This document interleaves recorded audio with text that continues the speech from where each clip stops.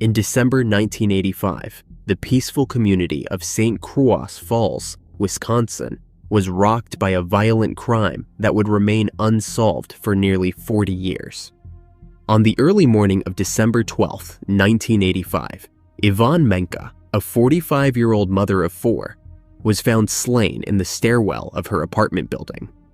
The investigation into Yvonne's demise quickly revealed a complex web of personal relationships and unresolved tensions. This suggested that the crime was not a random act of violence, but rather a deliberate and calculated act. Despite extensive efforts by law enforcement, the case remained a mystery for decades, until a breakthrough split the case wide open. Yvonne Menke, a 45-year-old mother of 4, was a well-regarded member of the local community. Yvonne was entangled in a tumultuous love triangle involving a man named Jack Owen.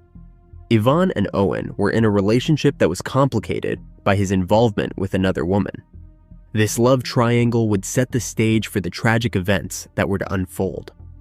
On the early morning of December 12, 1985, Yvonne left her apartment to start her car, unaware that a violent confrontation was about to occur. The crime scene was a rear stairwell of her apartment building. As Yvonne approached her vehicle, she was ambushed by an assailant who had been lying in wait. The attack was cold and deliberate, the perpetrator, having stalked her and planned the attack with chilling precision, followed her. Once they reached the stairwell, the assailant shot Yvonne 3 times. 1 shot struck her in her neck, and 2 more hit her in the back of her head as she lay on the ground, incapacitated and vulnerable. The brutal execution left Yvonne to pass away alone on the dark and cold stairwell. The crime scene was discovered shortly after the crime had been committed, with investigators finding Yvonne's lifeless body and the shell casings from the shots fired. The investigation revealed that the crime was not a spur-of-the-moment act, but rather a premeditated and methodical execution. Following the discovery of Yvonne's body, law enforcement immediately launched a comprehensive investigation into her slaying. The initial focus was on gathering evidence from the crime scene. Detectives meticulously examined the rear stairwell of her apartment building, collecting the shell casings and other potential forensic evidence. Despite their efforts, the investigation faced significant challenges due to the limited number of witnesses and the early hour at which the crime occurred. The community was quiet, and no one reported seeing anything unusual that morning. The forensic evidence collected, including the bullet casings, was sent for analysis. But without immediate links to a suspect, progress was slow. Detectives explored various theories about the motive behind the crime, but the case remained unsolved, and the investigation grew cold over time. In the years that followed, the case was assigned to a cold case unit. Detectives in this unit revisited the evidence and re-examined the case with fresh perspectives and the benefit of new forensic technologies. Advances in forensic science, such as improved DNA analysis techniques, were applied to the evidence in the hope of finding new clues. Despite these renewed efforts, the investigation did not immediately result in any breakthroughs, at least not until 2022. In 2022, investigators got the break they had been desperately hoping for. Enhanced forensic techniques led to the identification of a DNA match, which linked the evidence to a specific individual previously unknown to the investigation. This individual, Mary Jo Bailey, had lived under the radar for decades. But once her name surfaced, a deeper investigation revealed her possible connection to the case. Bailey's history and background were scrutinized, and it was discovered that she had been involved in a romantic relationship with Jack Owen, who was also connected to Yvonne Menke. This relationship, coupled with the newly discovered forensic evidence, provided a substantial motive and a clear link to the crime. As the investigation tightened around Bailey, law enforcement conducted a thorough search of her past and interviewed her acquaintances. The evidence accumulated pointed increasingly towards Bailey as a prime suspect. The investigation team gathered enough corroborative evidence to seek an arrest warrant. In August 2023, Bailey was arrested in Arizona, where she had been living. Bailey was charged with first degree, and the arrest received significant media attention due to the dramatic turnaround in a case that had gone cold for nearly 40 years. Following her arrest, Bailey was extradited to Wisconsin to face trial. The judicial process began with a series of pre-trial motions and hearings. During this period, Bailey maintained her innocence and did not provide any statements or explanations regarding the crime.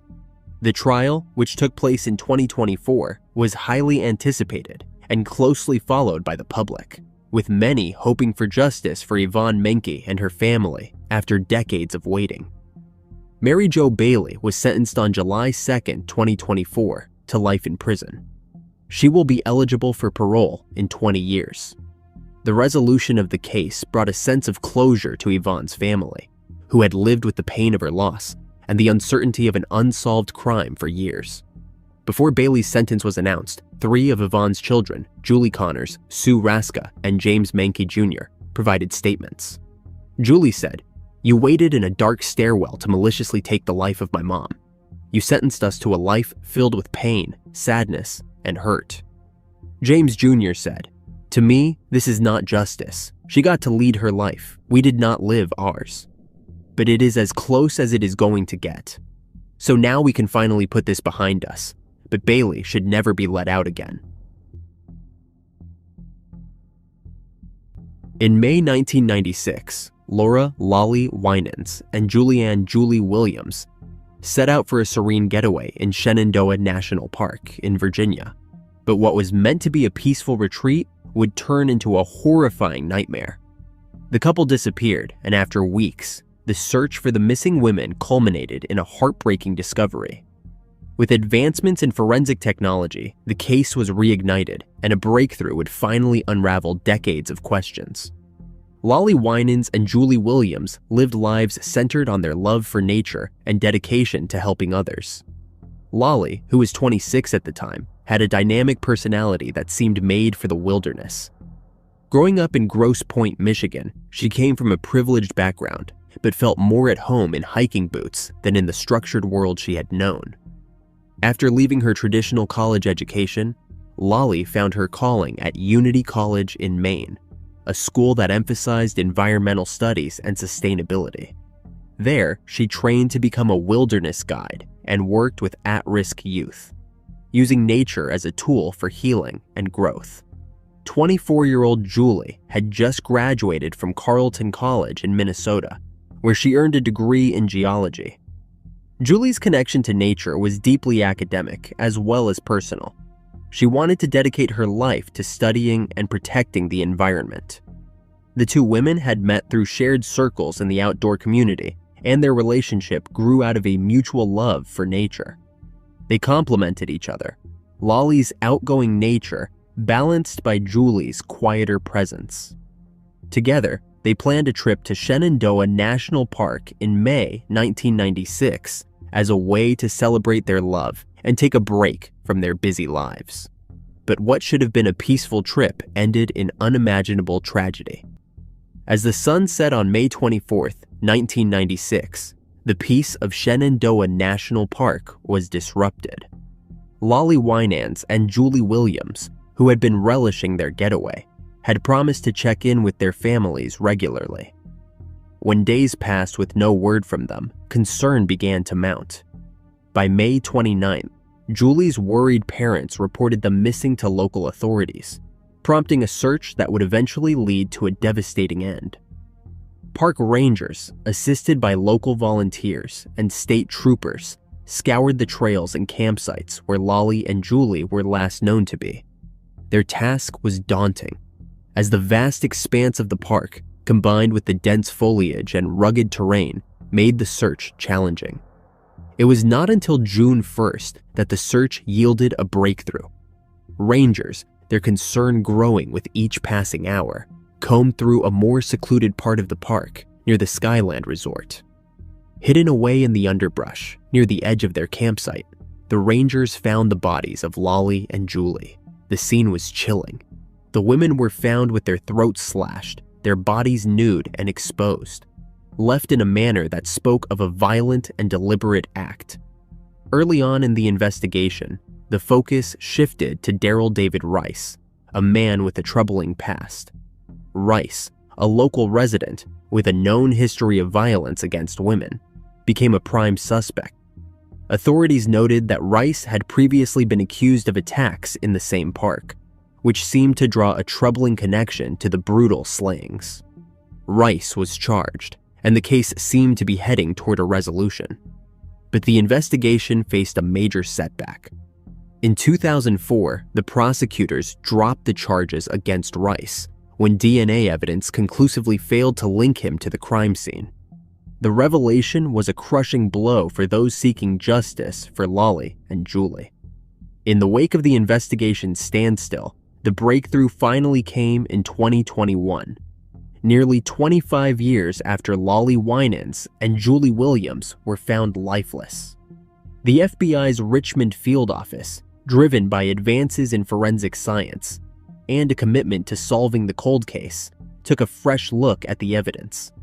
They re-examined old leads, revisited witness statements, and subjected previously collected DNA samples to modern testing techniques. In June 2024, the moment came when a new round of DNA analysis revealed a striking match. This new testing identified a DNA profile that linked back to Walter Leo Jackson Sr., a convicted serial offender with a troubling criminal history. Jackson, who had been serving time in an Ohio prison before his passing in 2018, became the new focus of the investigation. The match was significant, not just because it identified a suspect, but because it marked a nearly 100% certainty that Jackson was responsible for the brutal crimes. Despite Jackson's passing, the revelation of his identity brought a mix of relief and sorrow for the families. Julie's father, Tom Williams, said it is immaterial to him that his daughter's perpetrator lost his life. He said, "Knowing that it is truly the right person involved in the slayings and other assaults, that he is the right person, is good. It would not serve me or anybody having to sit through a trial legally saying this is the person and putting him away." On a July night in 1994 in Scottsdale, Arizona, Angela Marie Maher, just 21, was heading home after a simple act of kindness, a ride for a friend. But in a cruel twist of fate, her path crossed with that of a drunken driver whose recklessness would shatter lives and evade justice. Angela Maher was born and raised in Scottsdale, Arizona. Her father's untimely demise in 1991 left a void in her life, but Angela and her family continued to support one another with resilience and love. In high school, Angela's caring nature became evident through her active involvement with Students Against Drunk Driving, a movement she embraced passionately after losing a close friend to a drunk driving accident. By 1994, Angela was a senior at Creighton University in Omaha, Nebraska, where she continued to excel academically and personally. In late July 1994, Angela returned home to Scottsdale for a brief visit, intending to celebrate her mother Rosemarie's 57th birthday. After the birthday celebrations were over, Angela set out at around 10 p.m. in her mother's white Oldsmobile to pick up a friend from a local bar, Styx, before returning home. Angela drove southbound along Scottsdale Road, heading toward her destination. But unbeknownst to her, 31-year-old Gloria Schulze was leaving a bar called Thunder and Lightning. Gloria, having consumed a considerable amount of alcohol, was visibly impaired as she got behind the wheel of her maroon van. Moments before the collision, Gloria's van, traveling in the opposite direction as Angela's, drifted across the center line. Despite Angela's attempt to warn Gloria with a horn blast, the driver of the van failed to correct her course. The two vehicles collided violently, with Gloria's van slamming into Angela's car and driving over it. The crash occurred just 5 minutes from Angela's home. The impact was catastrophic. Angela, who was not wearing her seatbelt, suffered severe blunt force trauma to her head. Emergency responders arrived quickly, but the severity of the crash meant there was nothing they could do. Angela was pronounced deceased at the scene. As the news spread, Rose Maher, who had been anxiously waiting for her daughter's return, was met by police officers shortly before 1 a.m. They informed her that Angela had been in an accident. The heartbreaking news that her daughter's life had been cut short by a drunk driver was just the beginning of a prolonged and painful fight for justice. Gloria remained at the scene, and her condition was evident from the start. The police noted her bloodshot eyes, slurred speech, and the strong odor of alcohol. A breathalyzer test revealed her blood alcohol content to be 0.15, well above the legal limit, and traces of marijuana were also found in her system. Despite these clear indicators of intoxication, the legal response was astonishingly lenient. Gloria was not arrested immediately, but was instead taken to the hospital for treatment of her injuries. This decision sparked outrage and confusion within the Maher family, who struggled to understand why Gloria remained free while they were left to bury their daughter. The legal proceedings then commenced with Gloria facing charges of manslaughter and reckless endangerment. Employing a high-priced attorney, Gloria's defense team succeeded in obtaining 6 postponements of the trial.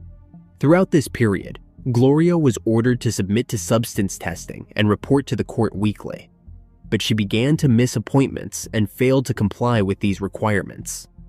As the trial date approached in April 2001, Gloria Schulze began preparing for her escape. Within weeks of the scheduled court appearance, she sold 2 of her vehicles and liquidated her credit cards, making her departure less conspicuous. By the time the trial began, Gloria had vanished. Her empty seat in the courtroom sparked the beginning of a nationwide manhunt. Gloria's disappearance was a severe blow, leaving the family with a profound sense of betrayal and frustration. Despite extensive efforts, including features on America's Most Wanted and various national media outlets, Gloria Schulze remained elusive. In the spring of 2024, a breakthrough in the long-buried case of Angela Maher's perpetrator surfaced, delivering a shockingly unexpected twist. For decades, Gloria Schulze had evaded capture by fleeing the country and reinventing herself. The cold case had seemed destined to remain unresolved until an anonymous tip led investigators to a surprising discovery. The breakthrough came after an anonymous source reached out to the Scottsdale police, directing them to a news article that had been published in Yellowknife, Canada.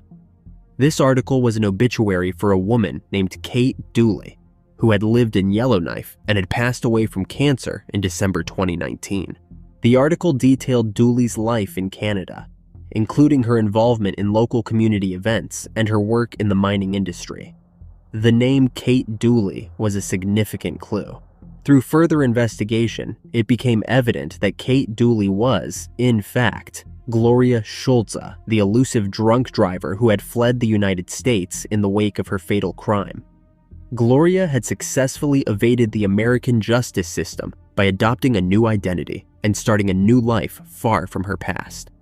In Yellowknife, she became a well-known figure, admired for her work in organizing community fireworks shows and contributing to local events. She had blended into her new community, far removed from the crime she had committed nearly 3 decades earlier. Upon learning of Gloria's new identity, Scottsdale investigators re-examined the case. They found that Gloria had been arrested again in 2009 in Yellowknife for a DUI, a glaring indication that her criminal history had followed her across borders. Despite this, the arrest did not prompt a notification to the U.S. authorities or a connection to her past offenses. Gloria had managed to slip through the cracks, continuing her life under her new identity without the shadow of her past crimes catching up with her. The revelation of Gloria's new identity and her life in Canada stirred up a storm of emotions for the Maher family. While Gloria Schulze had passed away before justice could be served, the discovery brought a semblance of closure to a case that had long seemed forgotten. In 1978, the lifeless body of an 18-year-old woman was discovered by the side of a road in Germany. With 14 stab wounds and a trail of clues, the case baffled investigators. As the years passed, the investigation grew cold, but recent advancements in forensic science have brought new attention to this chilling crime. As old leads were revisited and fresh evidence emerges, the dark secrets of that fateful night might finally come to light. Cornelia Humpfer, an 18-year-old from Germany, was an active member of her church's music group, the Band of Jericho, where she was admired for her talent and dedication. But her life would take a tragic turn when she became romantically involved with a man named Tommy Molina. Tommy Molina was a 24-year-old American soldier stationed in Schweinfurt, Germany in the late 1970s. At the time, he was serving in the U.S. Army and was accompanied by his first wife, Linda Molina, and their young son. The Molina family's presence in Schweinfurt was part of the broader American military commitment in Germany, which involved numerous service members and their families stationed across the country. Cornelia's relationship with Tommy was fraught with complications. They had to keep their ongoing affair a secret from Tommy's wife, and would often sneak around in secluded spots or in the confines of his car. Things would eventually take a dark and violent turn. On the morning of April 21st, 1978, Cornelia Humpfer's body was discovered by the side of a road in a quiet area near Schweinfurt. The scene was grim. She had been violently stabbed 14 times in the neck and back. Initial inquiries led investigators to a witness who reported seeing a small car with a green license plate in the vicinity of the crime scene. This detail was significant because American military vehicles in Germany often had green plates. The car description matched a Fiat 124 owned by Tommy Molina. As the investigation unfolded, German authorities questioned Tommy 5 days after the slaying. He claimed he had been at home with his wife, Linda, that evening. When she was questioned, Linda could not recall the details of that night, which cast doubt on Tommy's alibi. The autopsy revealed that Cornelia had been stabbed with a knife, leaving behind crucial evidence that might have linked the crime to her assailant. Despite the detailed findings, including the nature of the wounds and the presence of male DNA inside her body, the case quickly went cold. In 1978, forensic technology was not advanced enough to provide a clear link between Tommy and the crime scene. While the witness description of a green license plate matched Tommy's car, this alone was not enough to establish his involvement in the stabbing. The initial lack of concrete evidence and the challenges in connecting Tommy directly to the crime led to a slow progression in the investigation. Months turned into years with little advancement in the case. In 1995, a significant lead emerged when Tommy Molina's third wife, Cindy Newstead, reported to U.S. Army criminal investigators that Tommy had confessed to her, while intoxicated, about his involvement in Cornelia's slaying. He revealed to her that he had been having an affair with Cornelia and that she was pregnant with his child, threatening to expose their relationship. This confession, although not immediately actionable, kept the case alive in the investigator's mind. Despite this lead, Tommy denied any involvement when questioned again in 1996, and the investigation stalled. But advancements in DNA technology in the following decades provided new hope. In 2019, German authorities decided to revisit the cold case. They requested a fresh blood sample from Cornelia's body, which had been preserved since the crime. A federal warrant was issued in October 2020, allowing the FBI to obtain a new blood sample from Tommy Molina. The forensic analysis of this sample, compared to DNA recovered from Cornelia's clothing, confirmed a match. In June 2023, Tommy Molina was arrested at his home in Gering, Nebraska, after a decades-long investigation. He was then awaiting extradition to Germany, where he faces the possibility of justice for the crime. Linda Newstead and Tommy divorced in 1996, and he and Linda, his first wife, got back together, with her supporting him at his extradition hearings. Tommy's lawyers argued that the prosecution's case was too flimsy to warrant extradition at a series of hearings since his arrest last year. But in May 2024, the U.S. District Court agreed to the extradition and said he will be flown to Germany in the next few weeks. In June 2024, he arrived in Germany. Tommy was brought before a judge of the Schweinfurt District Court immediately after his arrival in Germany. His trial date will be announced soon. He faces up to 15 years in jail. On the evening of March 22, 1993, Carmen van Huss went with her family to visit her sick grandmother at Community Hospital South. The 19-year-old gave her father, James Van Huss Sr., and youngest brother, who had just turned 3, a ride to their Southside Indianapolis home, arriving around 9:30 p.m. Her father asked her to stay the night, but she said she had to get home to wash her Pizza Hut uniform. She was a waitress for the restaurant chain at the time.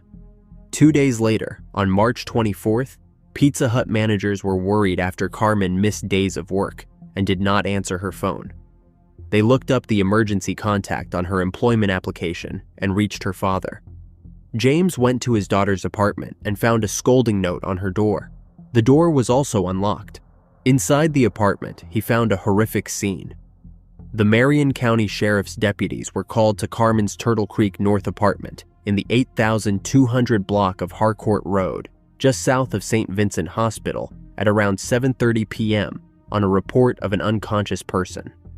There, they found the teen lifeless, lying naked on her back on the floor, next to a bed. The door of the apartment was partially open, but investigators did not see any signs of forced entry.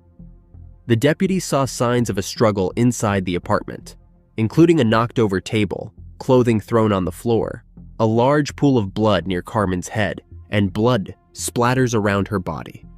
She had over 60 stab wounds to her head, face, and body. She was also missing her left earring, which appeared to have been torn from her ear. The investigators believe the assault took place in the living room and that the suspect then went into the kitchen to possibly wash himself. The investigators found a white paper bag with bloodstains in the kitchen trash can. The police interviewed multiple people who lived near Carmen. The neighbors told the police that they heard Carmen and an unidentified man talking and laughing as they entered her apartment. Another neighbor heard Carmen yell, "Get off me! Get off me!" And he also heard slamming, banging noises and a male arguing for about 30 minutes. Then, at about 1:30 a.m., hurried footsteps were heard leaving the apartment. No one called the police, but someone complained to the complex management, who left a handwritten note on Carmen's door, chiding her for the noise and telling her to be more considerate of her neighbors. This is the scolding note her father found on her door. Marion County Sheriff Sergeant Dave Wilkes said at the time that several people, including some ex-boyfriends, were questioned, but there were no suspects. DNA evidence was found on Carmen's body, and blood was found on a paper bag in her apartment. Despite the effort of law enforcement, due to a lack of forensic techniques, the case stalled. The detectives had interviewed dozens of people over the years. They had followed up on hundreds of leads, but the case had eventually gone cold. In 2000, the detectives requested to add Carmen's DNA to state and national databases. Unfortunately, no matches were found. In 2014, Bill Carter, a captain with the Indianapolis Police, started looking into the case in his spare time. He raised money through GoFundMe for special DNA testing and started a Facebook group and a website called Justice for Carmen van Huss. In 2018, the department submitted the sample of DNA found at the scene to a specialty company. In November 2023, an investigator used online records to find out who was living near Carmen in March 1993. They came across Dana Shepard's name. Shepard was identified as a suspect with the help of genetic genealogy analysis. The 52-year-old man, who would have been 21 at the time of the horrific crime, was working as a janitor at the University of Missouri when he was visited by Indianapolis Metropolitan Police detectives early in 2024. Shepard was visibly shaking as he read the warrant for his DNA. Once the Marion County Forensic Services Agency received DNA samples for traditional forensic testing in June 2024, the agency confirmed that Shepard's DNA profile matched DNA samples found at the crime scene. Later, investigators looked at multiple arrest records dating from 1992 to 1996. These records confirmed that Shepard lived in the same complex and, at one point, in an adjacent building to the victim. When the detectives investigated how close his previous unit was to Carmen's, they found that it took just 30 seconds to get there. Both apartments were connected internally by a shared common area, which included a laundry room. Shepherd was arrested in connection to Carmen's slaying on August 3, 2024 on 2 counts of slaying and 1 count of assault with fatal force. When the officers went to arrest him, he invoked his right to a lawyer without speaking with the detectives. Shepherd appeared in a Boone County, Missouri courtroom via video call on September 4th. His bond was denied, and the judge set an extradition hearing for September 26th. Deputy Chief Kendale Adams of the Police Department's Criminal Investigations Division said in a statement that he hopes Shepherd's arrest brings Carmen's family some measure of peace. He added, "For 31 years, the family of Carmen van Huss has been searching for answers and justice."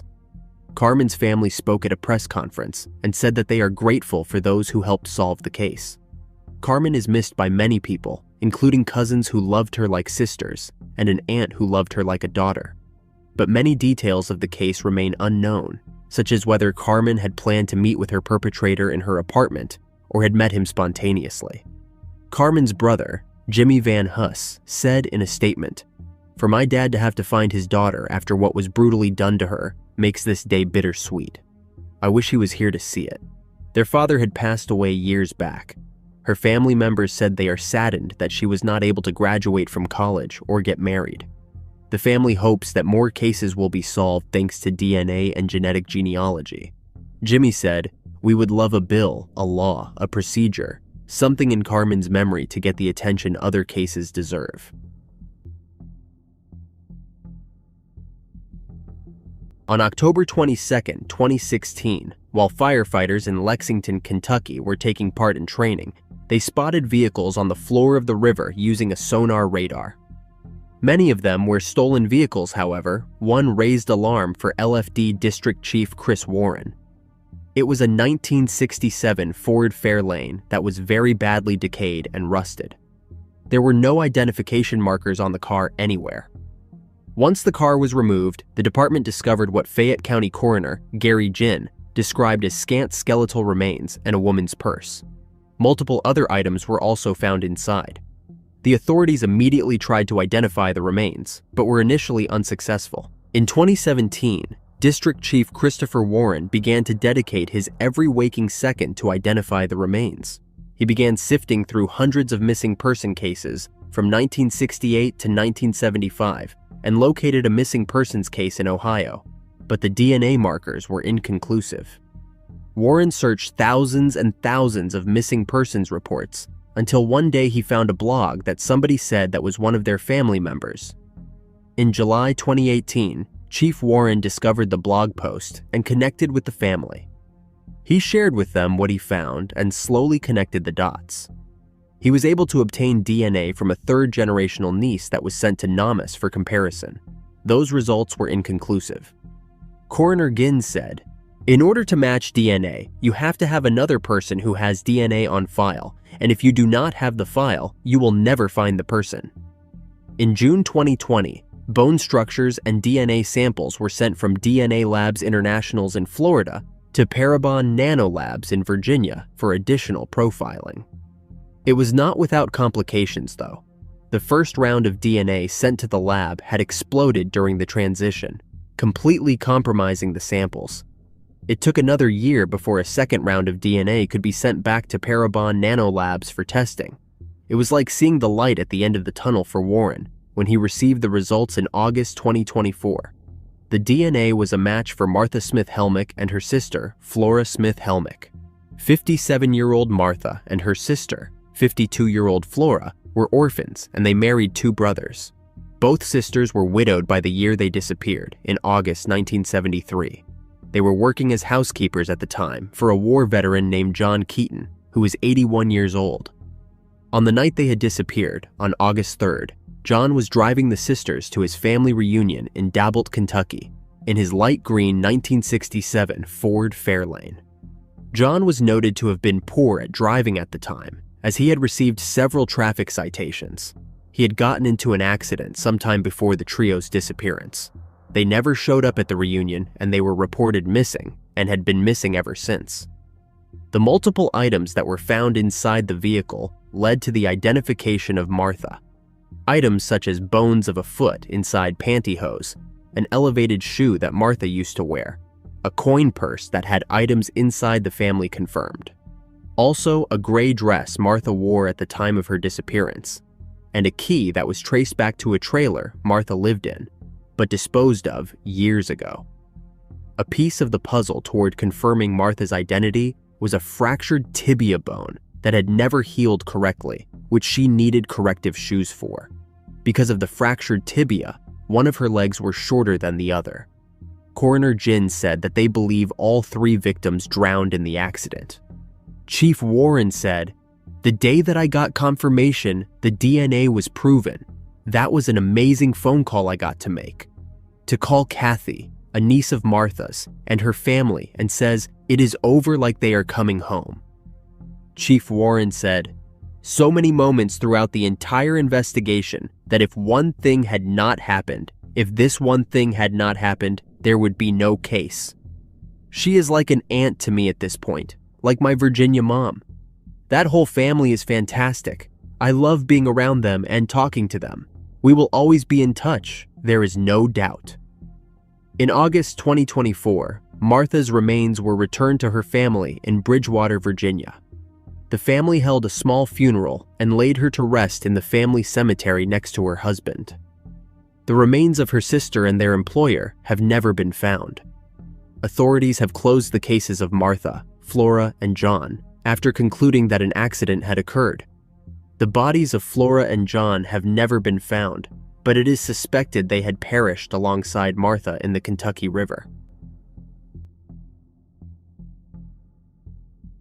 On January 9, 1980, 25-year-old Susan Lee Wolfe was abducted while walking in the 200 block of Franklin Boulevard in Texas. She was walking from her residence to a friend's house. Susan had just enrolled at the University of Texas Austin School of Nursing. Susan had planned to stay the night with her friend on 49th Street because her residence had been exterminated for roaches. A witness reported seeing Susan walking eastbound in the 200 block of Franklin Boulevard when a Dodge Polara stopped and the driver exited, placing her into a bear hug with a coat over her head, and he forced her into the car. The witness also saw the passenger door of the car open, but did not see what the passenger did during the abduction. The witness said it was a white vinyl/maroon 2-door Dodge. The vehicle also had major collision damage to the passenger door. The next morning, on January 10th at 8:34 a.m., a citizen found the partially clothed body of Susan while inspecting rental property in the South Alley of the 2000 block of East 17th Street in Austin. Dr. Robert Bayardo performed an autopsy on the body. The results showed that Susan had lost her life from a single gunshot wound to the head. There was also evidence that she had been strangled and assaulted. The investigation produced more than 40 persons of interest over the years, but only 6 suspects were interviewed. Unfortunately, the detectives could not find the guilty party and the case went cold. A big break in the case came in April 2023, when detectives submitted evidence related to Susan's assault. Almost a year later, the results ruled out the 6 suspects and identified 78-year-old Deck Brewer Jr. as a possible match. In September 2024, Austin police detectives obtained a DNA sample from Brewer and interviewed him in Massachusetts. According to the police, Brewer said he had been in Austin and San Antonio, Texas, around the time of the slaying. Brewer invoked his right to counsel after he was told that his DNA was found at the scene of a slaying. His DNA sample was tested, and the report read that he cannot be excluded as the contributor of the partial major component in this DNA profile. Brewer was then charged with Susan's slaying. Brewer is already incarcerated in Massachusetts on unrelated charges. The police are continuing to search for the person who was in the passenger seat on the day she was forced into the car. Charles Wolfe was only 15 years old when his sister, Susan, was slain. He said, "Susan was always a surrogate mom to me. She was 10 years older, and when I look back at the family videos and movies, I am always in her care." He added, "Her demise certainly left a scar, an open wound in our family that we never thought that there would be any type of healing for." Charles said that he and his family held on to hope for decades that justice would eventually be served. But as the years progressed and no updates surfaced, he started to let go of that hope. He said, "Then, on Friday, I turned on the KXAN broadcast, and there it is, the break that we had been waiting for." He continued, "It was amazing. It was an out-of-body experience. It was as if a dream had come true. I actually was dumbfounded. I could not believe what I was watching." While Charles was happy to learn of the break in the case, he said he was disappointed he learned from the news. He said, "I expected to hear something from APD prior to the broadcast being aired. I am certainly happy that there has been a break, but I am really disappointed with the communication." When asked why the Austin police detectives did not alert Charles, the APD said they are working with detectives to find out more. On December 15, 1996, deputies responded to 6,700 US 41 North Palmetto, Florida, and observed a body floating face down in a drainage canal. The divers retrieved the body of an unidentified white female, wearing a gold ring on her right index finger. The medical examiner on the scene noted the victim had trauma to the right side of her neck and face. The autopsy found that the female victim had been stabbed 83 times throughout her body. The report also noted that there was no water in her lungs and no evidence of assault. The body remained unidentified until May 22, 1997, when dental records positively identified the victim as Doris Korell. The detectives were unaware that the St. Pete Police Department had been looking for 45-year-old Doris Korell, who lived with her boyfriend Stephen Ford in a duplex on 92nd Avenue North Street, Petersburg. Her daughter, who lived in Maryland, reported her missing on December 11, 1996, after Stephen called her to ask if she had seen her mother. Stephen claimed Doris left in her car to go shopping after they argued. Detectives located Doris's red Mazda RX-7 on December 18th at the Pinella Square Mall, but there was no evidence that a struggle or attack took place inside the car. The detectives searched the home of Doris and Stephen again a few days after Doris was reported missing. They noticed a decomposing smell inside his residence. They also discovered stains on the bedding and mattress that were not there during the previous search. A note was also found that Stephen addressed to his two sons, describing how he wanted to be with Doris as she was no longer alive. They also found opened Christmas gifts. Stephen denied involvement in her disappearance or demise. Detectives asked him what he thinks should happen to the person that took her life. After a significant pause, he said, "An eye for an eye." He also said, "If I took her life, I should get the end-of-life penalty." On December 24, 1996, the detectives went to Stephen's residence to conduct a follow-up interview. When he did not answer the door, they made entry through an unlocked window and found him semi-conscious and foaming from the mouth. He had ingested bleach to try and end his life. St. Pete detectives interviewed Stephen's former girlfriend on January 5, 1997, and learned about a letter mailed in October the previous year, in which he wrote, "I hope she gets the message that I do not want her here anymore." However, due to a lack of physical evidence and leads in the months to follow, the investigations went cold, and Stephen then moved to Delaware. In 2017, a cold case detective reopened the case and began a thorough process of re-examining files from both Manatee and St. Pete police. Over the next 6 years, new information came to light. Acquaintances of Doris said the couple were having domestic and financial problems and that Doris feared Stephen. Then, in July 2024, DNA swabs obtained from Doris's autopsy were sent off for testing. On August 12, 2024, the detectives received notification that no foreign DNA profiles were identified, making it improbable that Doris was assaulted at the time of her slaying. They also learned through DNA testing that the mysterious bed stain was Stephen's bodily fluids from an attempt to take his own life. The detectives believed that he parked her car at the Pinella Square Mall and wiped it down.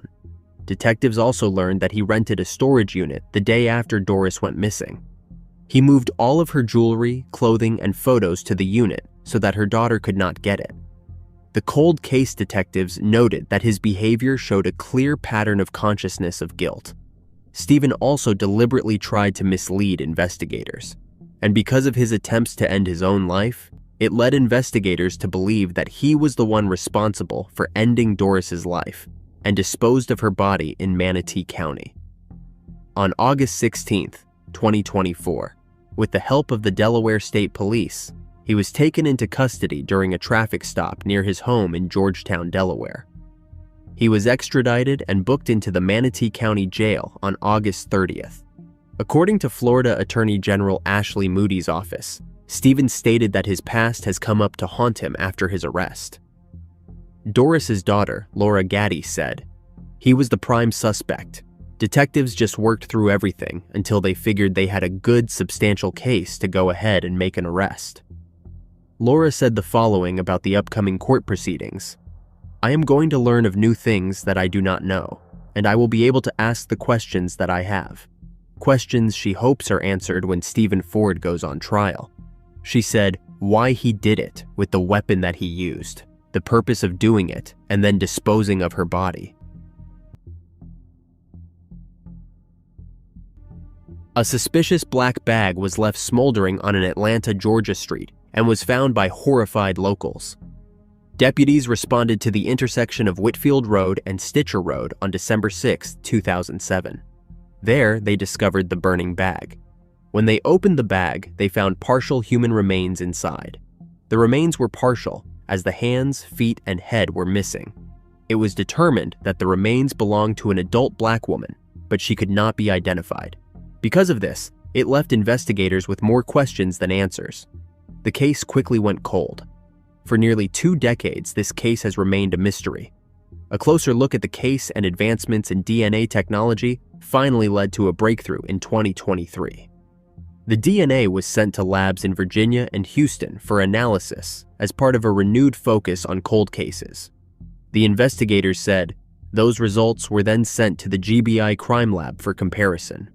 On December 13, 2023, a positive DNA match was made, and the identity was that of Nicole Alston, whose last known residence was Manhattan, New York, and she was 24 years old in 2007. Nicole left the Big Apple in 2007 with her friend Angel Marie Thompson for a new life in Atlanta, Georgia. Her family said the last time that they heard from her was Thanksgiving of that same year. It appears that Nicole's friend Angel was wanted in New York for theft and identity fraud at that time. In a bizarre twist, for 8 years after the body parts were found in 2007, Nicole appeared to be alive and well, according to the use of Social Security benefits, food stamps, and, at one point, Section 8 housing. It turns out it was not Nicole. Instead, it was her good friend Angel, who she had begun her Atlanta adventure with years earlier. The authorities say she had been assuming Nicole's identity and collecting her benefits from 2007 to 2015, totaling $200,000. The charade ended in 2015, when the Social Security Administration tried to contact Nicole to have her requalify for benefits. At that point, Angel took back her own identity, but investigators began to connect the dots and were able to link the two cases for the first time. Sergeant Stuart Smith with the Troup County Sheriff's Office said, "At this time, we cannot really say 100% if this person was the perpetrator or not." They believe the actual slaying did not happen in Troup County. They believe it took place somewhere else, and that the remains were just discarded there on the side of the road. So the question still remains: who slayed her? On August 19, 2024, Angel Marie Thompson was arrested and charged with concealing the demise of her friend Nicole. But the Troup County Sheriff's Office said that it has not been determined who actually took Nicole's life, and the investigation is still ongoing. In the late 1970s, Ventura County, California, was rocked by a string of unsolved crimes that would leave a dark mark on its history. 3 women, Kimberly Fritz, Velvet Sanchez, and Lorraine Rodriguez, were found strangled. During this time, the California area was gripped by a wave of violent crimes, with authorities aware that other unsolved cases were unfolding nearby. the investigators delved into the circumstances surrounding the demise of these 3 women, and they could not ignore the unsettling possibility that a predatory figure who had managed to elude capture may have been preying on vulnerable victims throughout the area. As the years rolled on, the cases grew cold, but the evidence was meticulously preserved, waiting for breakthroughs in forensic technology to offer new hope. Years would turn into decades, until finally a breakthrough came that would tie these women together in the most horrific of ways. During the 1970s, California was a state of contradictions. With its sun-drenched beaches and iconic scenery, it was a paradise where many families flocked to pursue the American dream. But beneath the surface, a darker reality began to take hold. Crime rates surged, and a growing unease began to permeate the state, especially in major urban areas like Los Angeles and San Francisco. What was once a safe haven for its residents became the focal point for a series of brutal and high-profile crimes that shook the nation. As this wave of violence spread, it seemed no community was safe. There was widespread fear and uncertainty as the headlines told of one horrifying crime after another. It was during this time that the first in a string of chilling cases would surface, starting with the case of Kimberly Fritz. Kimberly Fritz was just 18 years old when her life was tragically cut short. On May 29, 1977, her lifeless body was discovered in a motel room in Port Hueneme, California. The manner of her demise was chilling. She had been strangled with her own undergarments, a method that spoke to the brutality of her perpetrator. Kimberly, who had recently moved to California from Ann Arbor, Michigan, was one of 3 sisters. Her case, seemingly isolated at first, would soon become the start of a much darker pattern, linking her tragic fate to the growing terror spreading across California. Just months later, on September 9th, 31-year-old Velvet Sanchez was found slain in a similar manner. Her body was discovered in a motel in Oxnard, California. Her life taken in the same brutal fashion, strangulation with her undergarments. Velvet had recently left her job in the U.S. Navy Exchange, and she was a mother. The horror continued later that year when, in late December, the body of 21-year-old Lorraine Rodriguez was found dumped along Laguna Road in the Oxnard Plain area. Lorraine, too, had been strangled. A mother of 2 young children, Lorraine was remembered by her family as a loving and devoted mother, whose world revolved around her son and daughter. The discovery of her body marked the third in a series of violent crimes that would leave authorities baffled for decades to come. When the bodies of Kimberly Fritz, Velvet Sanchez, and Lorraine Rodriguez were discovered, investigators were immediately struck by the similarities between the cases.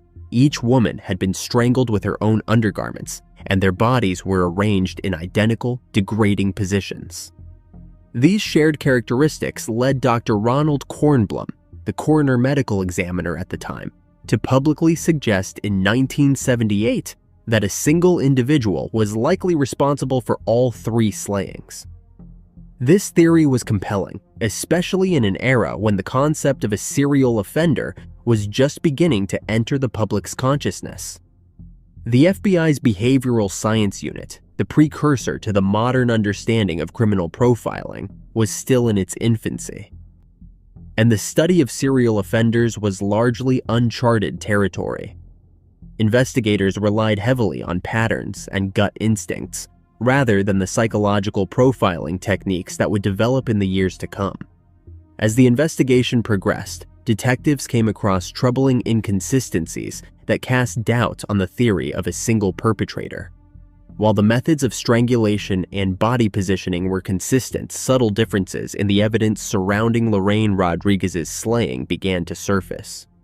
These discrepancies were minor, but raised questions about whether all 3 slayings were truly connected or if the similarities were simply coincidental.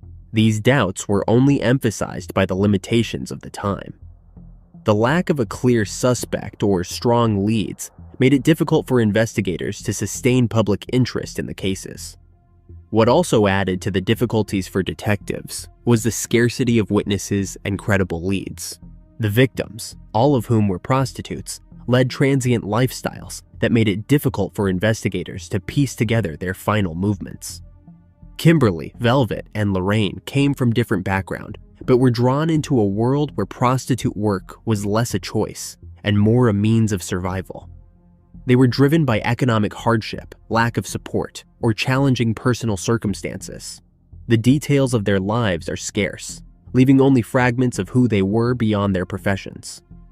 Despite their deep connections to their families, these aspects of their lives were overshadowed by their involvement in prostitute work, which shaped the limited narrative shared with the public. The stigma attached to their profession further complicated matters, as potential witnesses were often reluctant to come forward, fearing judgment or legal repercussions. Even with the clear connections between the slayings, the cases of Kimberly Fritz, Velvet Sanchez, and Lorraine Rodriguez received little attention from the media. The lack of media coverage not only hindered the investigation, but also reinforced the stigma surrounding their lives. 14 years later, on July 6, 1992, 29-year-old Nona Stamey Cobb was last seen at the Welcome Center on Interstate 85 in Cleveland County, North Carolina. Witnesses reported seeing her get into a truck driven by an unidentified man. The following day, her lifeless body was discovered on the northbound side of Interstate 77 in Surry County, more than 100 miles away.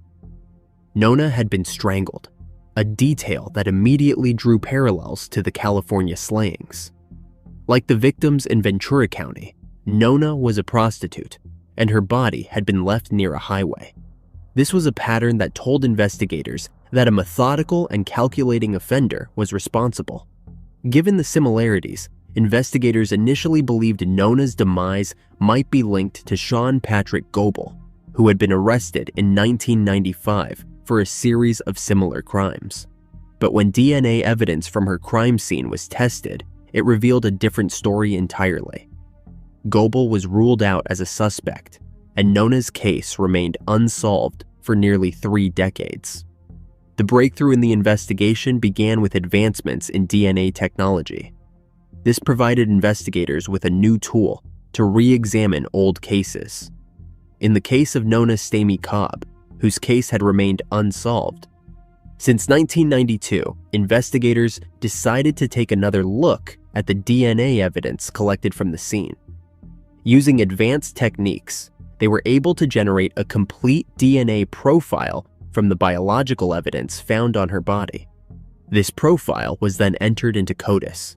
To the investigators' surprise, the DNA from Nona's case matched a profile in CODIS, one belonging to Warren Luther Alexander.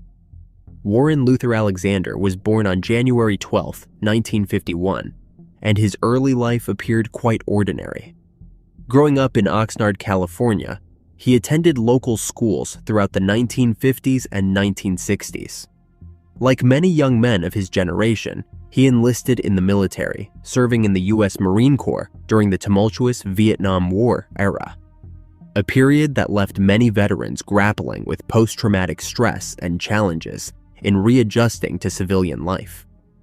After completing his military service, Alexander briefly worked as a taxi driver. This role likely introduced him to a transient lifestyle and frequent interactions with strangers, experiences that would later shape his career as a long-haul trucker. By the 1970s, he had returned to Oxnard and embarked on a trucking career, a profession that would dominate the next 3 decades of his life and provide the means and opportunity for a series of horrific crimes. His childhood in Oxnard, combined with his return during the 1970s, coincided with the timeline of the California slayings. This potentially gave him a local advantage in selecting victims and evading detection. By the time he was living in Diamond Head, Mississippi, advancements in DNA technology led to the connection. This DNA match resulted in Alexander's arrest in March 2022 for the case of Nona Cobb, but the implications of this discovery extended far beyond North Carolina. A year after Alexander's arrest, Ventura County's Cold Case Unit began re-examining the 1977 slayings of Kimberly Fritz, Velvet Sanchez, and Lorraine Rodriguez. This renewed focus involved uploading evidence from the crime scenes into a national DNA database used by slayings detectives across the country. The hope was that advancements in forensic technology might yield new insights or connections. As they meticulously reanalyzed the preserved evidence, investigators hoped to uncover links that had eluded them for decades.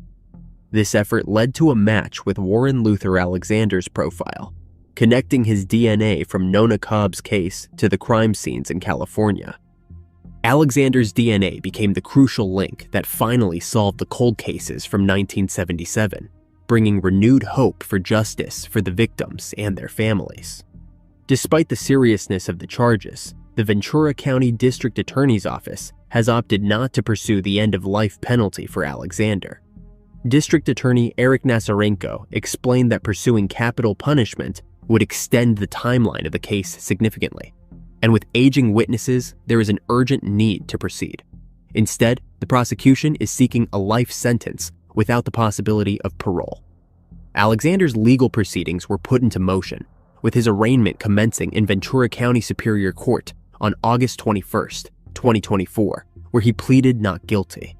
He is currently being held in Ventura County Jail without bail. As the investigation progresses, authorities remain committed to uncovering the full extent of Alexander's alleged crimes. The collaborative efforts of the District Attorney's Office, the Ventura County Sheriff's Office, local police departments, and the FBI shines a spotlight on the dedication to achieving justice.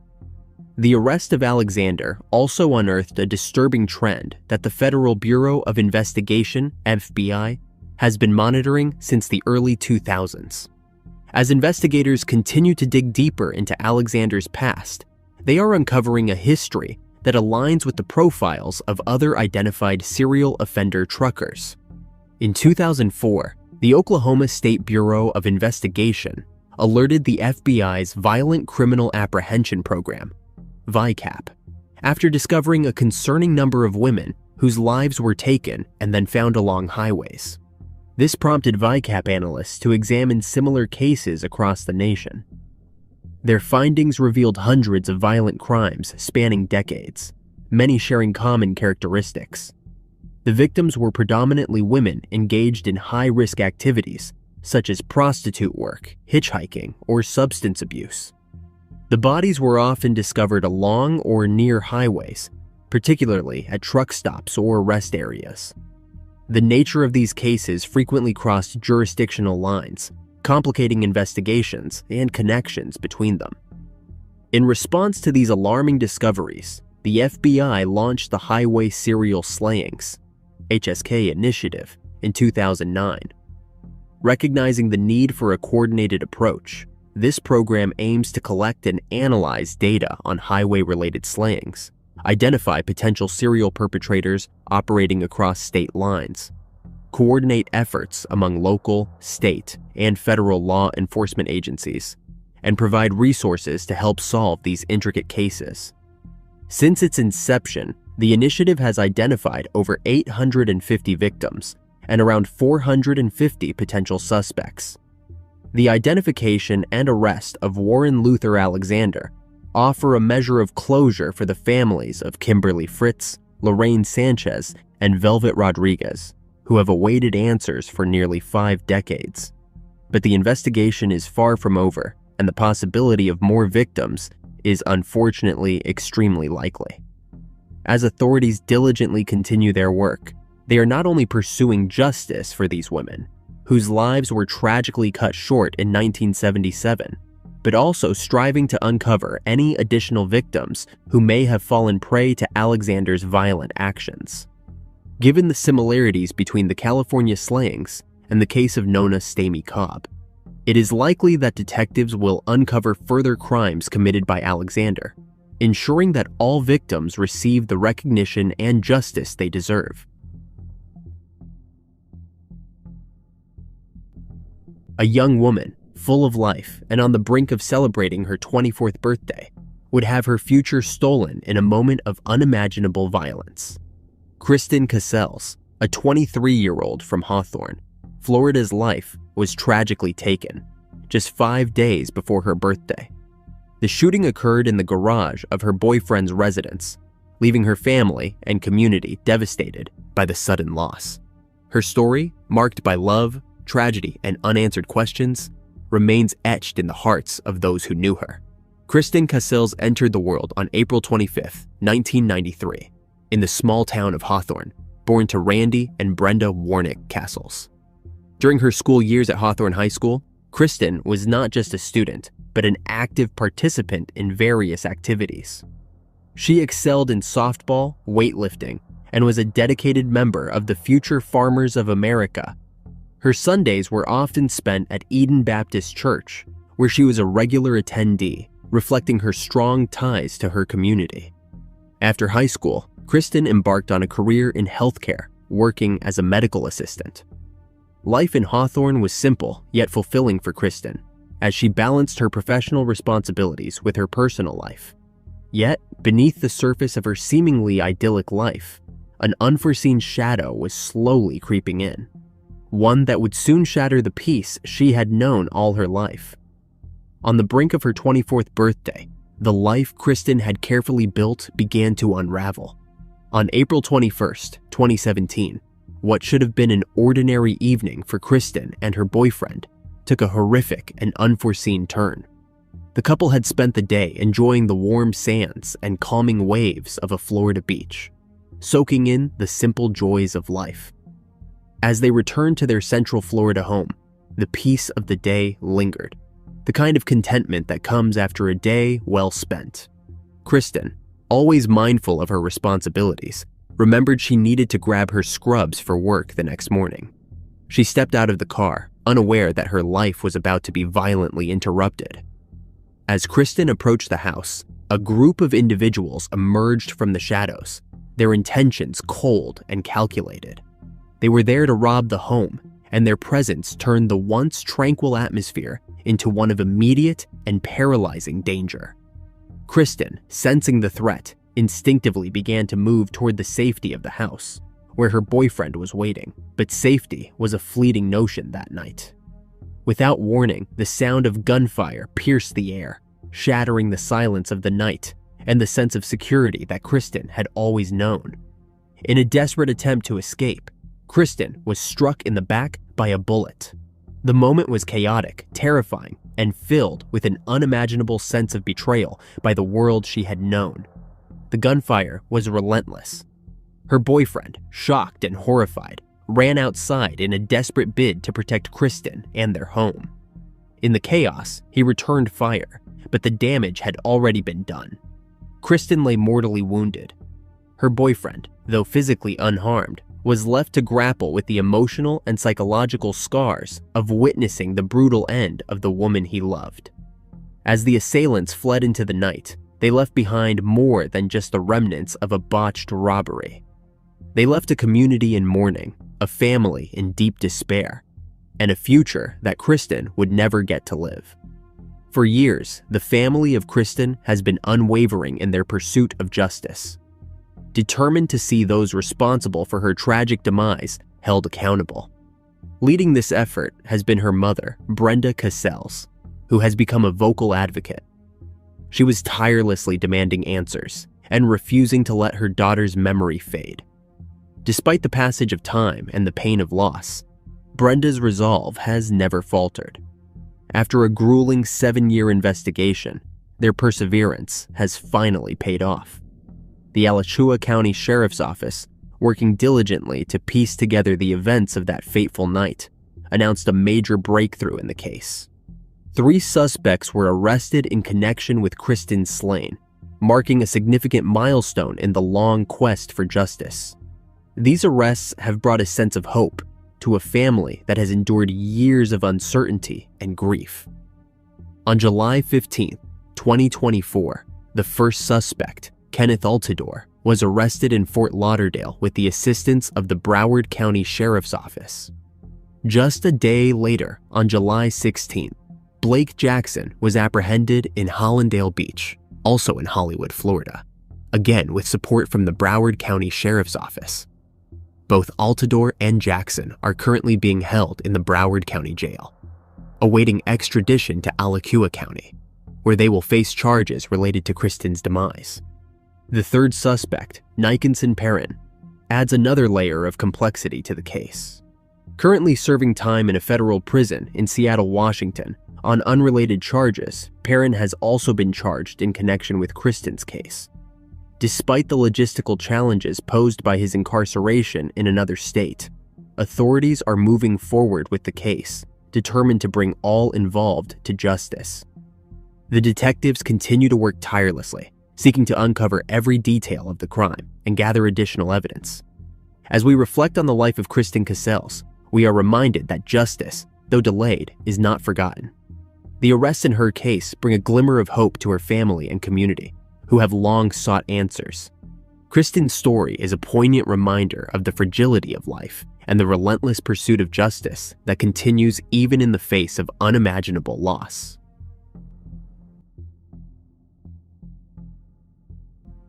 In the hot summer of 1979, 28-year-old federal worker Vickie Lynn Belk vanished from a bustling D.C. neighborhood.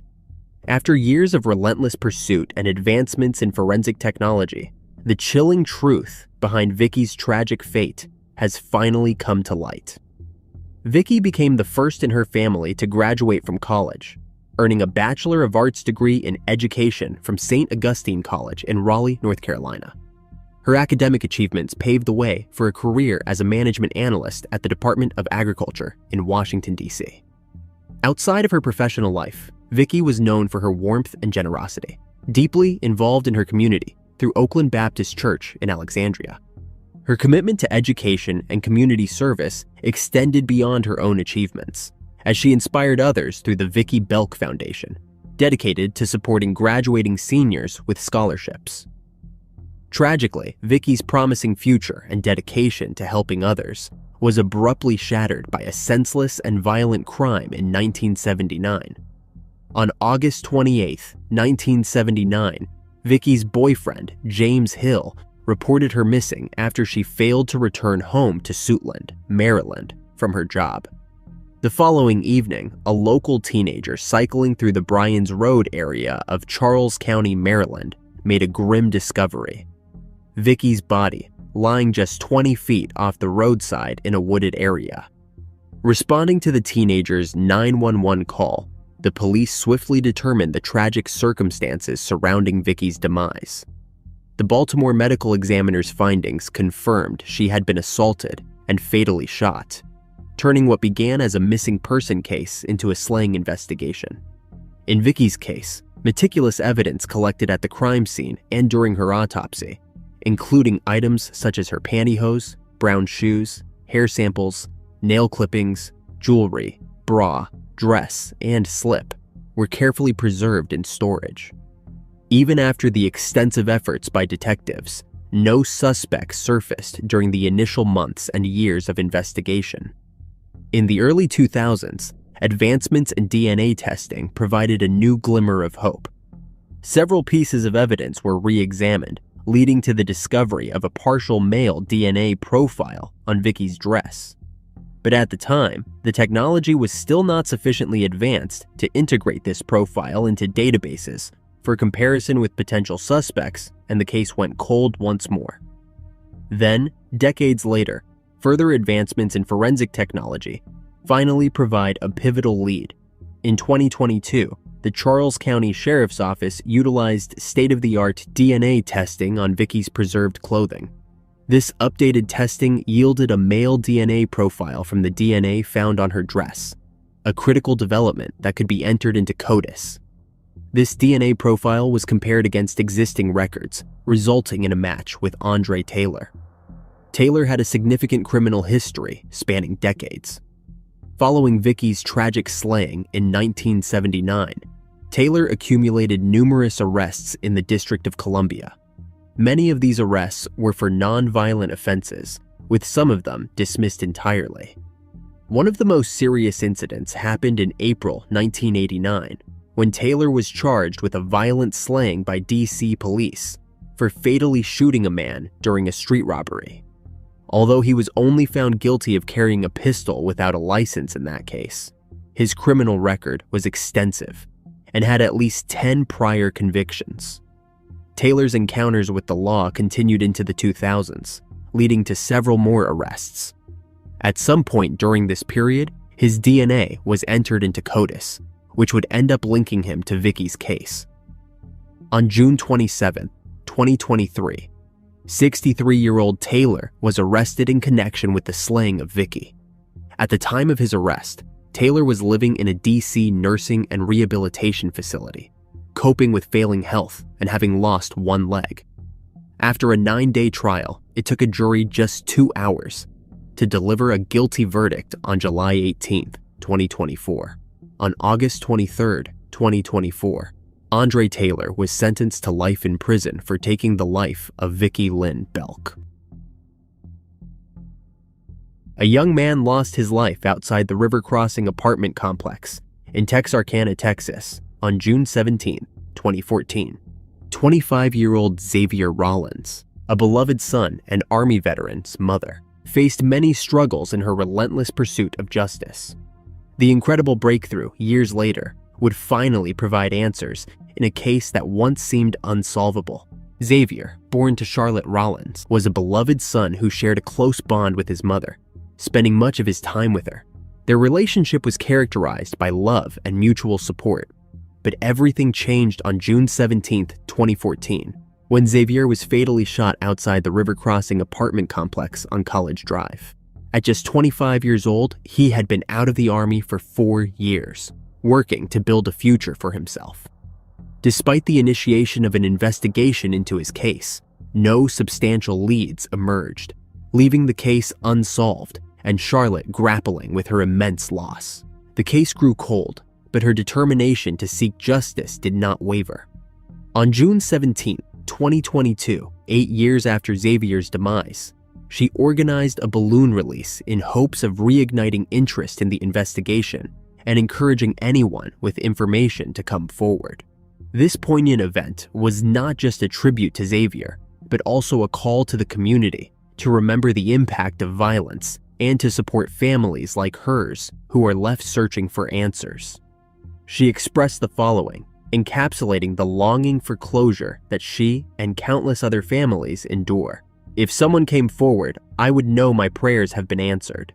Charlotte brought a banner adorned with photographs of local crime victims, highlighting the ongoing struggle for justice faced by many. She stated, "We have some of them that yes, the case has been solved, but we have a whole lot of them that have not been solved." In 2024, a significant breakthrough occurred in the long unsolved case of Xavier Rollins, renewing hope for his family and friends. The police never ceased their efforts to find justice for Xavier, and Detective Thomas Shaddix had been diligently working on the cold case for several months. His commitment to uncovering the truth led him to discover DNA evidence, testing options that had not been available a decade earlier. Recognizing the potential of this technology, he decided to pursue it in hopes of finally finding answers for the Rollins family. As Detective Shaddix delved deeper into the investigation, he sought the expertise of the Texas Attorney General's Cold Case and Missing Persons Unit, which provided invaluable assistance. Their collaboration was made possible through a federal grant program from the Department of Justice, allowing them access to numerous resources, including expedited forensic testing. These advanced forensic methods enabled law enforcement to identify 27-year-old Cameron Cheatham as a suspect in the 2014 slaying of Xavier. Following the identification of Cheatham, the Attorney General's office played a critical role in facilitating his arrest. Using the newly uncovered evidence, Detective Shaddix secured a warrant for Cheatham, charging him with capital slaying.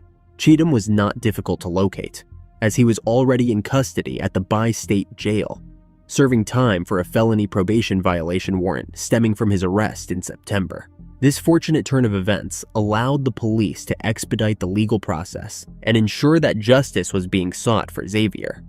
On October 1st, 2024, Charlotte received the life-changing call she had been longing for. She will never forget the moment when Detective Shaddix informed her of the arrest.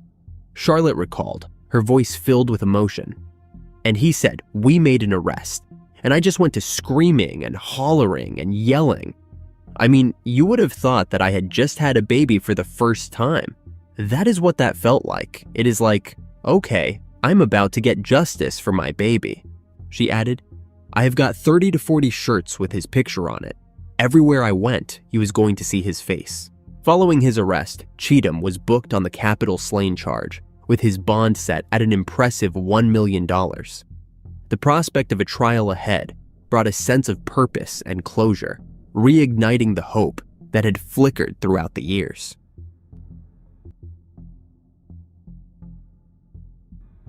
A woman's body was discovered on a desolate road in South Pasadena, California, on February 22, 1986. It was a chilling scene, with the victim found wearing only a nightgown, stabbed and strangled. Cathy Ann Small, a loving mother's life was cruelly taken. It was a relentless pursuit of justice that stretched across 30 years, but the shocking revelation that finally surfaced linked her case to one of California's most infamous serial offenders. Cathy Ann Small, born in 1967, was known for her loving and caring nature, especially toward her family. By the time Cathy turned 19, she was already a mother of 2 young children, fully embracing the responsibilities of motherhood, while also being a protective big sister and devoted daughter. On the morning of February 22, 1986, a woman's body was discovered on a road in South Pasadena. She was wearing only a nightgown, and it was clear that she had suffered a brutal attack. The authorities noted that she had been both stabbed and strangled, with no identification found at the scene. Her lifeless body offered little information, and for days, the mystery of her identity lingered, until a breakthrough came from a man in Lake Elsinore who had seen a newspaper story about the slaying. He contacted the authorities, believing the victim might be his roommate, Cathy Ann Small. This crucial lead quickly shifted the focus of the investigation. The man was able to positively identify Cathy as the woman found in South Pasadena. According to the man, Cathy had been living with him in Lake Elsinore for a few months and had been working as a prostitute in the area. His revelation painted a different picture of Cathy's recent life, one that was unknown to her family and friends. He shared with the detectives that Cathy had left his house the night before her body was discovered, wearing the same nightgown in which she was found. It was a chilling detail that would later tie directly into the events leading up to her tragic end. The man further explained that Cathy had told him she was meeting someone named Bill that night. She mentioned that Bill had given her $50 to drive with him to Los Angeles, a piece of information that provided investigators with a potential lead on who might have been involved in her slaying. With Cathy's identity confirmed and new details about her final hours emerging, detectives turned their attention to uncovering the truth about what happened the night she met Bill. Over the years, detectives diligently followed several leads in Cathy's case, but none brought them closer to a resolution. The break in the investigation came 3 decades after her end, when a sheriff's detective received a call from an investigator with the Los Angeles County Department of Medical Examiner. The medical examiner had been at the scene of a natural fatality at a residence directly across the street from where Cathy's body had been discovered 33 years earlier. Inside the home, a 63-year-old man had been found lifeless on his living room couch. He lived alone and had no children, but the investigation into his home would prove crucial to Cathy's cold case. While examining the deceased man's home, the coroner's investigator made a disturbing discovery. Scattered among his belongings were numerous photographs of women who appeared to have been given illegal substances, assaulted, and possibly held against their will. These troubling images suggested a dark side to the man's life. Further raising suspicion was a newspaper article found in his bedroom, which reported the identification of Cathy Small as the victim found stabbed and strangled in South Pasadena in 1986. The eerie coincidence of the article and the photos prompted investigators to revisit Cathy's unsolved case. With this significant link, the detectives sought a search warrant for the home, hoping to uncover evidence that could connect the deceased man to Cathy's demise. Several items were recovered and sent for DNA testing, with the hope that modern forensic analysis could finally provide answers. The criminalists tested these items, searching for any trace of DNA that could tie the man to the crime scene or Cathy herself. However, the investigation took an unexpected turn. DNA tests revealed that the decedent's DNA did not match the DNA found on Cathy. Despite the disturbing items in his possession and the proximity of his home to the crime scene, the man was ultimately not linked to her slaying. His DNA did not correspond with any known criminal cases, leaving detectives with a setback. Yet, the investigation was far from over. With the case reopened, detectives decided to retrieve all the original evidence that had been held since 1986. The materials were transported to the sheriff's crime lab in Los Angeles for comprehensive DNA analysis, using advanced technology unavailable years before. This new analysis of the old evidence ultimately unlocked the mystery that had haunted Cathy's case for over 3 decades, providing long-awaited answers to the questions. On August 19, 2020, slaying detectives received a pivotal notification from a criminalist that significantly advanced the investigation. DNA tests conducted on the assault kit and the victim's clothing revealed the presence of DNA from 2 male donors. One of the individuals was identified as William Lester Suff, a convicted serial offender with a notorious reputation. Known as the Riverside prostitute perpetrator, or the Lake Elsinore perpetrator, Suff had been responsible for a string of brutal slayings in Southern California. Suff's criminal history was extensive and horrifying. In January 1992, he was arrested during a routine traffic stop, which eventually led to his conviction for the end of 12 women in Riverside County between 1989 and 1991. His violent spree earned him an end-of-life sentence, and he had been on capital punishment for those cases. But Suff's criminal history stretched back even further. He had been convicted in 1974 for taking the life of his own 2-month-old daughter in Texas. For that crime, Suff was sentenced to 70 years in prison, but he was paroled in 1984 and moved to California, where his slaying spree resumed. After the DNA match in Cathy Small's case, detectives knew they were on the verge of a breakthrough.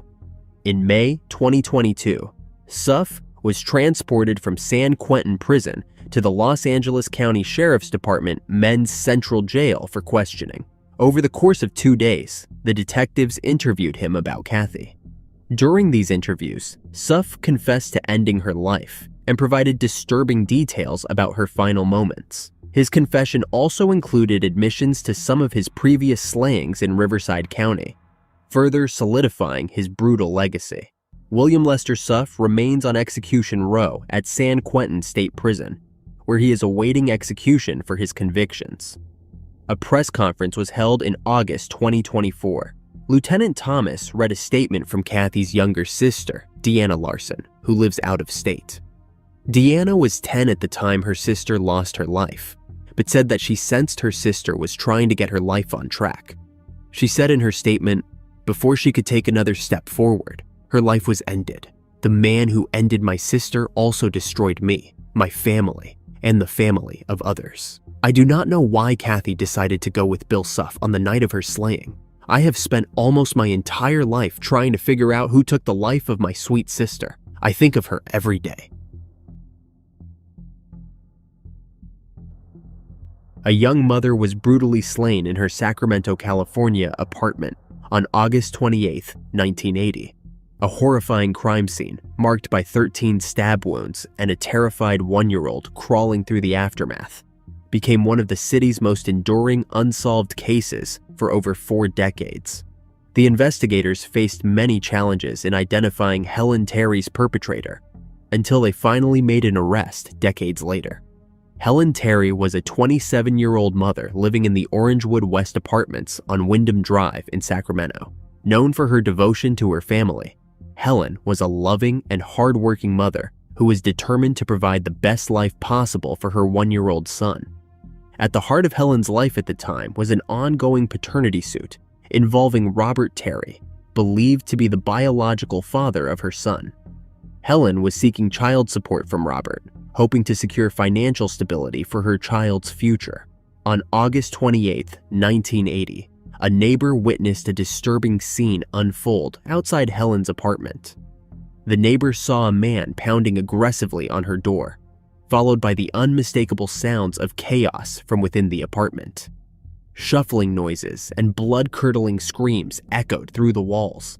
The commotion painted a terrifying picture of the violence occurring behind closed doors.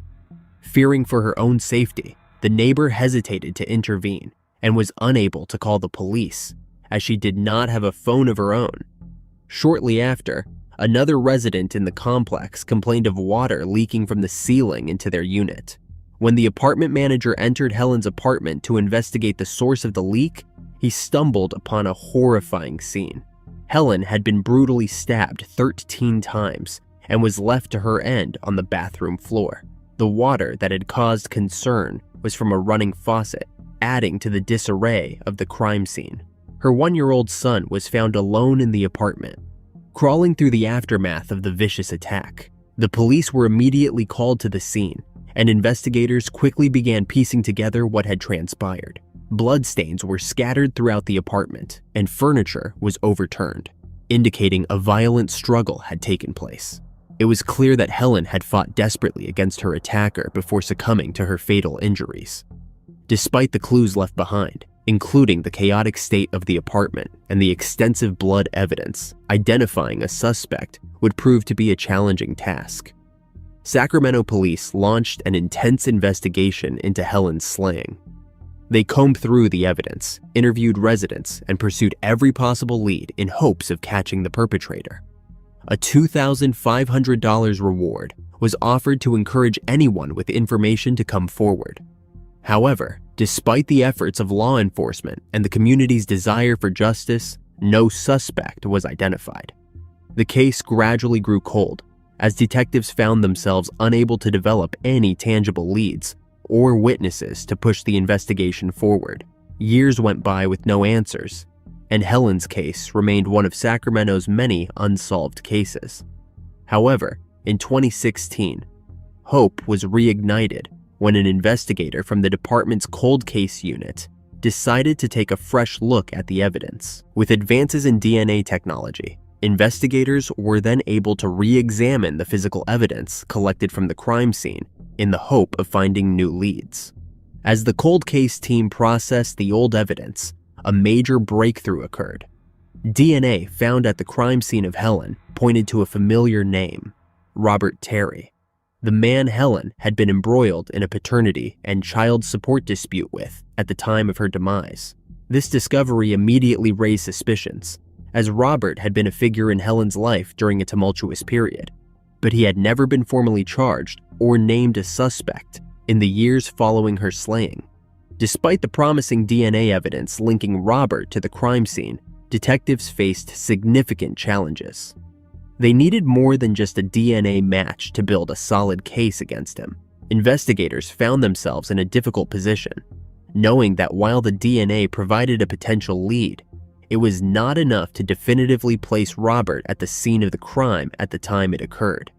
There were still gaps in the timeline and insufficient corroborating evidence to bring charges against him. In 2024, new developments in Helen's case emerged when the Sacramento County District Attorney's Office Cold Case, Science, and Technology Unit took on the decades-old investigation. Using advanced investigative methods, detectives uncovered enough new evidence to finally charge Robert Terry with the slaying of Helen Terry.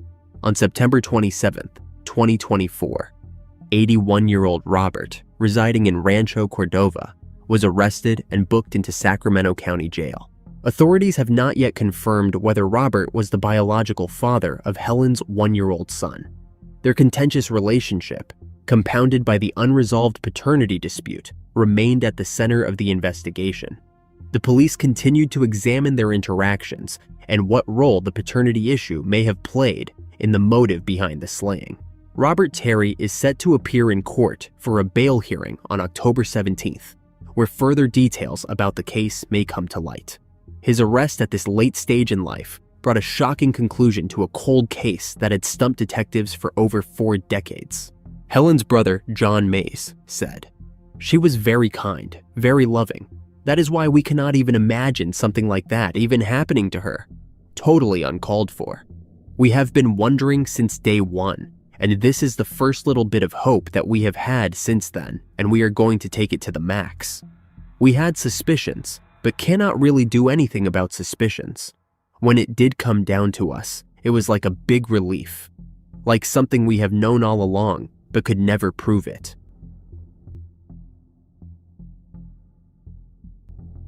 A young father was tragically shot on a quiet afternoon in Wilmington, Delaware. The events of November 25, 2019 left a community searching for justice, as Rajion Dinkins became the victim of a senseless act of violence. The investigators faced challenges and the case went cold, but then long-awaited developments finally emerged and offered a glimmer of hope to a family devastated by loss. Rajion Dinkins, affectionately known as Ray, was born on June 13, 2000 in Newark, Delaware, to his mother, Tamika Dinkins. From a young age, Rajion displayed an active and curious nature, enjoying activities like running, bike riding, and showing a keen interest in science. He attended Concord High School, where his energy and curiosity were nurtured, helping to shape his vibrant personality and strong sense of community. In 2016, Rajion met Amoni Hall, who would later become the mother of his only son, Aki Dinkins. Their bond grew as they shared the responsibilities of parenthood, and Rajion was a devoted father to Aki. Rajion was involved in his community from an early age. He sang in the Police Athletic League's youth choir and served as a youth counselor at the Kids for Christ summer camp, where his enthusiasm and caring spirit touched the lives of many young people. On November 25, 2019, officers were dispatched to the 2300 block of Washington Street in response to a 911 call. The call had been made shortly before 4 p.m., and upon arriving at the scene, they discovered Rajion Dinkins and another 20-year-old man suffering from injuries. Both men were quickly transported to a nearby hospital for treatment. Tragically, Rajion succumbed to his injuries and was pronounced deceased at the hospital, while the 20-year-old, whose identity was not released by authorities, was listed in stable condition. Despite the immediate response from law enforcement, there was little information available at the time regarding the events leading up to the shooting. The absence of key details left investigators struggling to piece together what had happened. As the hours turned into days, the case seemed to grow colder, and without any solid leads or witnesses coming forward, progress was slow. As time passed, the case gradually faded from public attention, joining the unfortunate ranks of cold cases that haunted the community. The investigation remained open, but the trail had gone cold, leaving lingering questions about who was responsible for the tragic loss of Rajion. In 2024, years after the case had gone cold, the investigation into Rajion's slaying was reassigned to the Wilmington Police Department's Cold Case Unit. With renewed focus and determination, detectives began to re-examine evidence, re-interview witnesses, and follow up on any new leads. Eventually, their efforts paid off when they identified two suspects, 21-year-old Akeem Henry and 19-year-old Ramir Black. On September 23, 2024, a Newcastle County grand jury indicted both men in connection with Rajion's slaying. Following the indictment, Henry and Black were swiftly arrested in the days that followed. Authorities remained tight-lipped about what specific evidence had led them to identify Henry and Black as suspects in the long unsolved case. However, their arrests marked a significant breakthrough, bringing new hope to Rajion's family, who had been waiting for justice for nearly 5 years. Both Henry and Black were charged with multiple serious offenses, including first-degree slaying, first-degree attempted slaying, and 3 counts of possession of a firearm during the commission of a felony. In addition, they faced charges of first-degree reckless endangering, conspiracy, second-degree conspiracy, and illegal gang participation. Akeem Henry, in particular, faced an additional charge of possession of a firearm by a person prohibited, which further complicated his legal situation. Following their arrests, both Henry and Black were committed to the Howard R. Young Correctional Institution. Their bail was set at over $1.75 million each, reflecting the severity of the charges they were facing. The case, once cold and stagnant, then moved forward, with the hope that the legal proceedings would provide some resolution to a family that had endured years of grief and uncertainty. This resolution not only addresses a tragic loss, but also emphasizes the critical role of dedicated law enforcement and community support in overcoming the challenges of cold cases and pursuing justice.